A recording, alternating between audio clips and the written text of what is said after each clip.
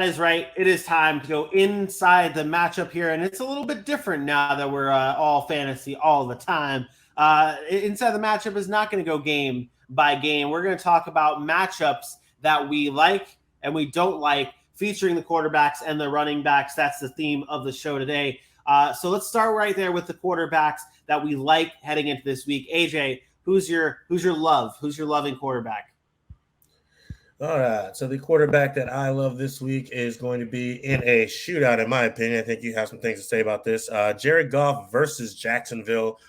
Jared Goff has played very well at home, and I think that continues. He's got 15 touchdowns and 3 interceptions at home, as opposed to 2 touchdowns and 4 interceptions on the road.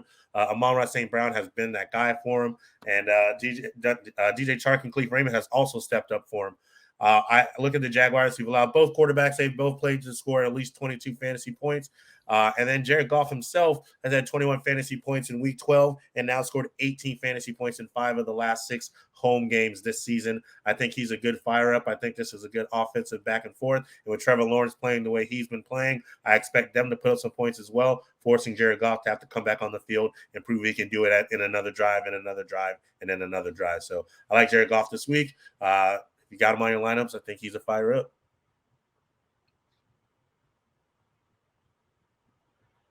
I can't. Wait, what did you just say about Jared Goff? Which part? What? I want you to read the whole damn thing you just said about Jared Goff again. What in the hell are you looking at? Which part? You said something about Jared Goff scored 20-something fantasy points last week. I'm looking at 17. I'll tell you what it is. I'll tell you exactly. The week before that, 6. The week before that, 14. The week before that, 12. The week before that, 18. And then 3 the week before that. Home games. 6 the week before that. Home games. 5 of the last 6 home games Jared Goff has scored. Now, I didn't use – so I'll give you this one little slip is I didn't use Sleeper. I was on CBS. But other than that – man – come on, AJ. Listen, we've been over this before. You got to get your numbers right. I'm over here confused as hell. I'm like, should I argue with them or should I just move on? And I'm like, I'm not seeing what he's talking about. I get you said home games. That's why I asked you to say the number again, because I didn't hear the number. I just saw his numbers. I'm like, the man ain't had a 20-point day since week 4. He's only had 2 20-point days all week or all season. Sure. I don't know. I don't even know where to argue at now, Vinny. I don't know what, because the numbers are off. He's throwing me off. I will go to mine. If you want to start Jared Goff, go to Jared Goff. I ain't trusting Jared Goff. That man is not very good. He has played better at home than he has away. That is a true fact. AJ is correct there. If you like the home matchup, go with it. Mine's going to be quick because we've touched on them already. It's more of a gut call than anything because there is no evidence. There is no proof. I can't throw numbers at you because it's Deshaun Watson. I just think Deshaun Watson is going to come back with some sort of vengeance against his old team. I love the story, and we always got to talk about a revenge game. And so Deshaun Watson against Houston. Houston is very, very good against the quarterback position, only allowing 13 points a game. So it's not a great matchup. But I like the matchup because of these outside factors. So, again, this is for me. This is not for you to go out and just make sure you start your Deshaun Watson. I'm not giving any advice here. This is me saying I believe that Deshaun Watson's going to have a good day. So if you rock with the Messiah, jump on board. If you ain't fucking with me, not unless you have Lamar Jackson on your team as well. You're going to start Lamar Jackson over Deshaun Watson. What? There's a number of quarterbacks I'd start over Deshaun Watson. That wasn't the question. So you're not rocking with Deshaun Watson. You just saying it's. I am starting Deshaun Watson this week. I own Deshaun Watson in a league, and I put my money where my mouth is. I own Deshaun Watson in a league. I actually own him in 2 leagues. One of them, I'm not starting him in because I have Josh Allen and Patrick Mahomes. That's not happening. Deshaun Watson or Lamar Jackson? I already told you that if I had both, I would start Lamar Jackson, but I don't. I have Deshaun Watson. He is starting in my league against you. So I'm putting my money where my mouth is. It's a big-time matchup. I traded away Tua Tagovailoa and Justin Fields. So I can start Deshaun Watson this week. So I'm not saying something that I'm not doing. I am starting Deshaun Watson, and I'm okay with rocking with that. So if you rock with the Messiah, go ahead and jump on board and start him. If you don't fuck with me, then it's okay. You make your choice. Hey, go with AJ and you start Jared Goff. Good luck. Oh man, I'll take a pass on both of your quarterbacks here, and I'll start my own. I will start my quarterback. I will go with my guy, Trevor Lawrence, this week against the Detroit Lions. Similar to what you said, Aaron, where it's like it's not this. It's not just like there's not like all these fancy stats. Well, it is just fancy stats with me, but also it's as simple as this: the Lions suck. The Lions suck. Okay, that's plain and simple, flat out suck against just about every position they play against on the defense side of the ball. They rank 32nd against opposing fantasy quarterbacks. Start up your Trevor Lawrence. He's been a top 12 quarterback in 3 straight weeks. Last week, he finished as quarterback 5 against the Ravens, quarterback 8 the previous week against the Chiefs, and quarterback 12 against the Raiders. This guy, Trevor Lawrence, he has been playing. He's been balling out over the past few weeks, currently QB 11, averaging 17 points a game. You look at the matchup for Trevor Lawrence, it's a good one. It's juicy against the terrible Lions defense.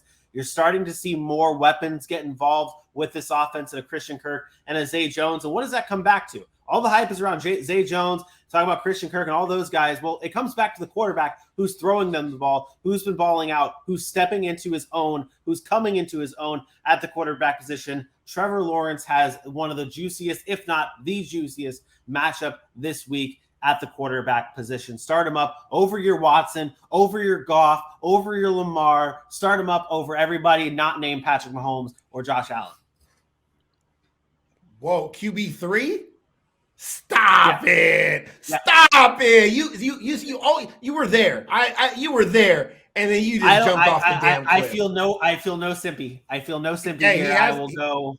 To be fair, Trevor Lawrence has been great this year. I think he's been a QB1 every. I think games. Seven out of 11 games. I think QB3 is strong, but I think Trevor Lawrence is a lock. I think Trevor Lawrence is a lock and loaded top 5 quarterback this week. Yeah. Locked and loaded. Book it. Trevor Lawrence, top 5 quarterback. Yeah. No. Put it on the board in my own self. In my own self. When you say book it, like that's like a lot. Nah, I don't like that. He doesn't run enough. He just doesn't. It's hard to put a guy in your top 5 if you don't run. BOOK. Book it. Okay. Trevor Lawrence, top 5 quarterback this week. That's it right there. Okay. All right. Quarterbacks we're trying to avoid, AJ. All right. This time we're gonna go against the GOAT. We're going against Tom Brady. I don't like Tom Brady's matchup this week, going into Week 13 against the New Orleans Saints. The Saints have been his kryptonite for whatever reason since he's become a Tampa Bay Buccaneer. Him and the Saints, they just don't get along, and the Saints have normally gotten the better of him. You look back at Week 2 against the New Orleans Saints, he scored just 9.4 fantasy points. Over the last 5 outings, he's averaged 237.4 passing yards, 8 touchdowns, 6 interceptions, and 3 fumbles against the Saints. They've found a way to really get his number. New Orleans has been pretty good against really good quarterbacks, including Kyler, Derek Carr, Lamar Jackson, and I won't say really good, but a good game manager in his old rival Jimmy G. So looking at the New Orleans Saints this week against Tom Brady, this is one place where lightning has struck multiple times. New Orleans has Tom Brady's number. I don't like his matchup. If you have any other way to pivot, I think that would be a good idea to do so. Yeah, I like that one. For me, it's Kirk Cousins. You like that? Yeah, Kirk Cousins going against this Jets defense. Look, the Jets have been really good all season long. Top 7 in fantasy points allowed to quarterback position against, only allowing 14.9 fantasy points per game to the quarterback position. You got Sauce Gardner, you got Reed back there. I just think this is one of those games where they need to rely on Dalvin Cook, but it's going to be a physical, tough defensive battle. I know what Trevor Siemian came in and was able to do early in that game against the Jets last week, but they battled down, they locked up. Robert Saleh has that team playing and believing, and right now there's no better corner play in the league than Sauce Gardner, and we talked about like Patrick Surtain, but Sauce Gardner is right there.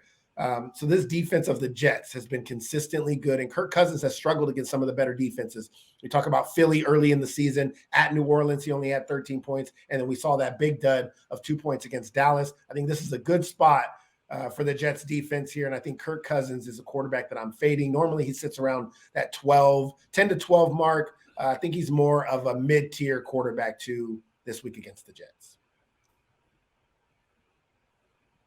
I'm hitting you with it. This is where I wanted to go before, and this is where I'm leading it into. I am I am not liking the Lamar Jackson matchup. We've really talked about it a lot, but I'm gonna hit it home right here. Lamar Jackson is the quarterback matchup that I really wanted to discuss because he's going up against obviously the second best defense against the quarterback position in the Denver Broncos, only allowing an average of 11.5 fantasy points per game. You talked about that floor of Lamar Jackson being 10 points. You might be really damn close to it with the matchup here against the Denver Broncos. And something about last week that really stood out to me in that game against the Jaguars for Lamar Jackson was his slow production up until the end of the game. And his stats last week, 20-plus fantasy points, you think, okay, Lamar had a good day. But when you look deeper inside of it, it wasn't that great of a day. Leading up to there, he only had about 10 fantasy points until the final 3 drives of the game. They only put up 9 points in the first half against the Jacksonville Jaguars.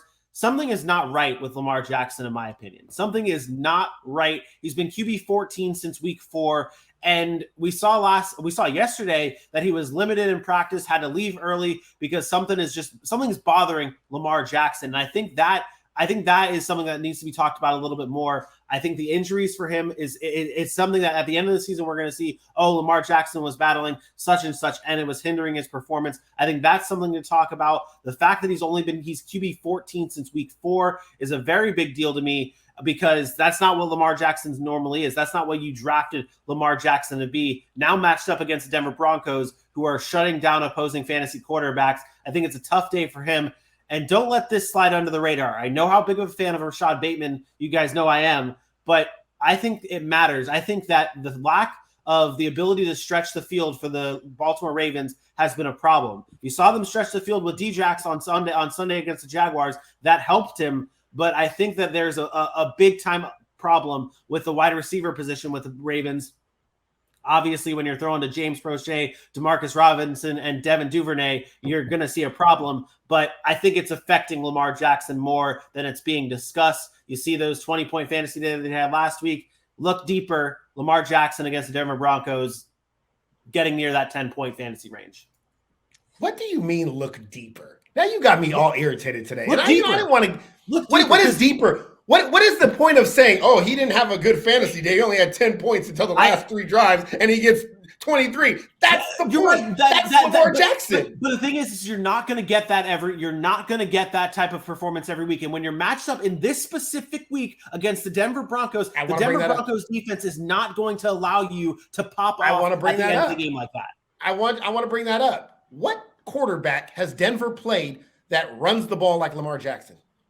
Go look at their damn schedule. You want to talk look deeper? You want to look deeper? Let's look at Houston, San Francisco, Las Vegas, Indianapolis, the Jets, Jacksonville. Right. What quarterback is Lamar Jackson in that group of teams? You're right. The Denver Broncos have not faced an offense like what Lamar Jackson can do, but I don't think not what can do, what he's going to do. Like, there's no debate. He's had 10 plus carries in 7 or 8 games this year. He is going to run the football. So the difference in Lamar Jackson's fantasy production over the last whatever weeks is the touchdowns. That is it. That is specifically it. If you look at the numbers, everything is the same. He doesn't throw for 300 yards. Never been that really kind of quarterback. When he does throw for 300, guess what happens? He scores 40. His volume in attempts and rushing and touchdowns are what determines Lamar Jackson's fantasy value. It is not about his throwing. Yeah, you can talk about Rashad Bateman not stretching the field from an NFL football perspective, what that does to their team and impact. Absolutely. But what Lamar Jackson does is run the football and throw touchdowns to Mark Andrews in the end zone. That is his fantasy production. And the reason his fantasy production has been down is because his touchdowns have been down. So that to me, that's the point you're judging Lamar Jackson on, is whether he's going to throw only 1 touchdown or whether he's going to throw 3 by the red zone, or does he run 1 in? He only has 3 rushing touchdowns on the year. That is unlike Lamar Jackson. He hasn't had a passing touchdown, he's only had 4 passing touchdowns since week 6. That is unlike Lamar Jackson. So if you are banking on that to continue, then sure, you can have that mindset. But this is not about him looking different. He's running the same amount. He's still effective in the run game. He just hasn't gotten the end zone. So I will take the side of the positive touchdown regression, getting back in the end zone any day. And I know Denver's defense is great, and I'm not trying to make this about knocking them, but they have not played a running quarterback like Lamar Jackson. But I get it. And so remember when we were talking about how you're game planning, like where the game plan is coming from, and when you're talking about the Tennessee Titans and how when you face the Tennessee Titans offense, you're game planning against and for Derrick Henry. When you're playing the Baltimore Ravens, game plan for Lamar Jackson like that. Why you can't game plan for you don't think every single team in the NFL comes in and game plans to stop Lamar Jackson? It's like saying I'm game planning for Patrick Mahomes. You can't game plan. It's the same thing for Derrick Henry. It's the same thing. No, sometimes that is talent, not the same thing, Vinny. The talent sometimes the talent is too much to handle. It's not about talent, it's about the position. You can't game plan for a running quarterback like that. Why do you think Jalen Hurts, Justin Fields, Lamar Jackson are so successful? You don't think that the defenses come out and say, we need to eliminate them from running? You cannot game plan for off-schedule plays. You can't do it. There's no game plan that says when Lamar Jackson breaks the pocket, do this. No, just tackle him. That's your job. Coaches don't sit around and say, okay, guys, when Lamar Jackson gets outside the pocket, the DB is going to come. You can't. There is no game plan for that. It's what makes these quarterbacks or these guys different. With the running back, it's easy. It's easier. I don't say it's easy. It's easier to develop what gap you're going to hit, what scheme you're going to hit, when you're going to set the edge versus when you're going to crash. Those are game plans. You can't game plan for Lamar Jackson dropping back, looking to throw, and then all of a sudden saying, you know what, here's a hole there in man coverage. I get outside the tackle box, I'm going to do this. Unless you quarterback spy the entire game, which if you do that, he will kill you through the air because that eliminates a defender. This is the whole point. It makes it 11 on 11 football. And in the 11 on 11 football, the offense always has the advantage. So yes, they're going to focus on Lamar Jackson, but no team stops Lamar Jackson from like doing what he wants to do. The only time he's been stopped this year, really running the football, averaging less than 4 yards a carry, was when he ran it 11 times against Carolina, and that was an ugly game.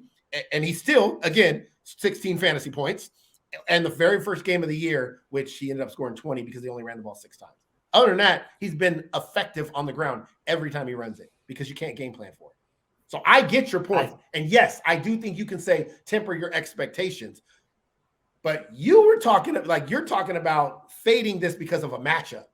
I'm not fading. You can't fade a quarterback with that high of a ceiling because of a matchup. And this is what we argued about when we did trade talks. I get it. I think that to me, and everything points to Lamar Jackson having a closer day to 10 points than 20 points. And so let's set that line. Let's set the line. And let's just say we already got Geno versus Lamar. Let's set a line. Like, what is your ceiling for Lamar Jackson this week? No more than 15 points here in this game. I would take the over. I think that like to set a ceiling at 15 for Lamar Jackson is asinine. Yeah.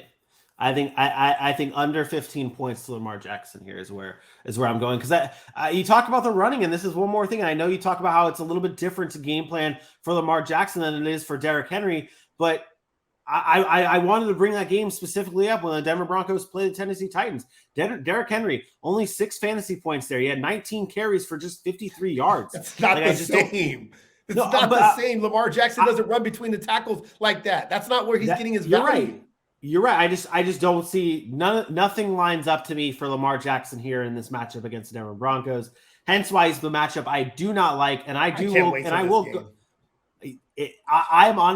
like I'm starting to make you want to put Lamar Jackson in your top 10 or your top 12 quarterbacks. You make me want to put him top 5. Listen, he's playing at home. Like this is like you didn't even like they're not even on the road. Like if they were on the road in Denver, I might give you some. They are like I don't get it. We'll see. AJ. Hey guys, how y'all doing? What side are you on, AJ? What side are you on? I think 15 is low, but I think around 17 is accurate. I think Denver's gonna. I understand the game, so I understand you can't game plan for an off-schedule QB. While I get that, it's not like there's so many weapons that they do have to worry about in Denver. So it is a little easier to not have to worry so much about what's behind you. It's Mark Andrews. Devin Duvernay may catch a pass. I mean, DeMarcus Robinson's up and down, inconsistent at best. And then you got the rushing game. They want to run as a team. I think that makes it a little easier for Denver and what they want to do. I think you're right when you say you don't game plan for a guy like Lamar Jackson, but I do think it's a little easier because they don't have all the weapons that perhaps a Jalen Hurts has had over the past season. What about Justin Fields? It's the same thing. It's the same. Like, we could talk about these guys. The Justin Fields argument would come with the fact of every young rookie quarterback to second-year quarterback. You don't have anything on him. Last year, all you had is, we all can sack Justin Fields. This year, he breaks out.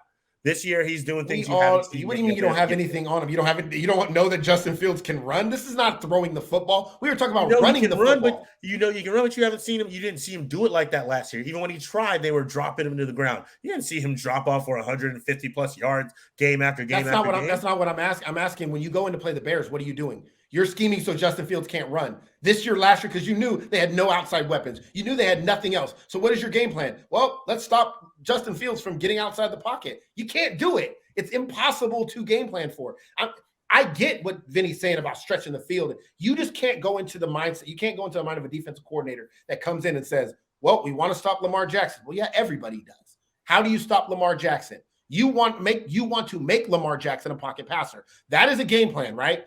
You want to make Lamar Jackson a pocket passer. Well, the way Baltimore runs that offense is they say, we don't care that you want to make Lamar Jackson a pocket passer. We are going to run him on quarterback power. Because when you do that, now you can't play the same defensive front when you're trying to keep him inside the pocket. If you put too many guys in the box, what happens when he breaks out and it's man coverage? Then all the defenders' backs are to him, and there's an 80-yard touchdown run. So it's not as simple as just saying we want to contain Lamar Jackson, because what Baltimore's offense does that's unlike anybody else in the NFL is their ability to use the quarterback in the running game that makes defenses or dictates to what the defense has to do. If they run that press man and all those guys in the box, Lamar Jackson might get bottled up for 3 quarters. But if he breaks one tackle, if he gets outside one time, there's the 80-yard touchdown. And that's what you're not willing to risk that a lot of times as a defensive coordinator. If you do it, good luck. You might have a chance to be like Carolina did and bottle them up one game. I will take the history of 5 years of Lamar Jackson that says that's not going to happen over the course of a 17-game season. So, again, it's differing of opinions. I just don't like comparing it to a running back because it's completely different. Lamar Jackson is not a running back. But if you say 15 points is the line, we'll leave it at that, and we'll find out on Sunday. Yeah, 15 points is the line. I'll lock that in. That's our quarterback. 15.01. Hey, honestly, I'm coming on here hard. Well, I was just looking at. I'm sticking in with the 15 under 15 points. I'm not going to back away from that. But I do like the comparison to linking it up to the game that he had against Carolina. Like, that's the game that I think that is the closest game that he'll have against the Denver Broncos here. He had 16.5 fantasy points in that one. But his rushing yards, only 31 rushing yards, but it was the touchdown that really helped him. He had 209 passing yards, and then he had 31 rushing yards and a touchdown that got him 16.5 points. I think that's the more likely day for him. He's not going to score a touchdown. Baltimore's not going to score, is what you're saying. I think they will score, but I don't know if it comes from Lamar Jackson. Lamar Jackson touches the ball every play. That's the point. The other problem here is that they're facing the Denver Broncos offense, which just can't stay on the field and is just a shithole of a mess. So that's the other thing. But Denver's defenses look good. I'm locking it under 15 on Lamar.